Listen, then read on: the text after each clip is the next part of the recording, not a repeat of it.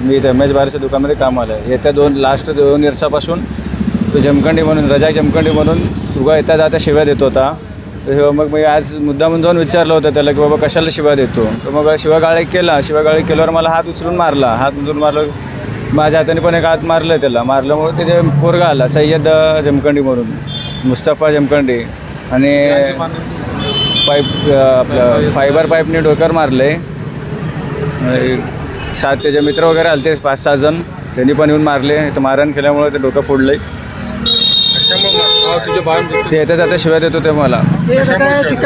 आम्ही इथं 2 वर्ष झालं दुकान टाकून. तर 2 वर्ष टाकून मग त्याचं म्हणणं काय की इथं फक्त सोलापुरात अख्ख्या माझ्या एकट्याचं दुकान पाहिजे. मग यांच्यापाशी मी कामाला असल्यामुळं हे बघ तू माझ्यावर जळतो की बाबा तू तिथं कामाला आहे. मध्ये पण म्हणलं होतं की माझ्यापाशी कामाला आहे, असं माझ्यापाशी कामाला म्हणून वगैरे विचारत होता. मग म्हणलं येत नाही. मग अचानक 6 महिन्याखाली इश्यू झाला असाच.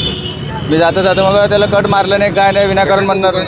शिक्क्याचं दुकान आहे मागं, शिक्क्याचं दुकान. मग खाली पण एकदा असंच किरकिर झालं तर मला शिवीगाळी केला होता त्याच्या अगोदर पण 6 महिन्याखाली.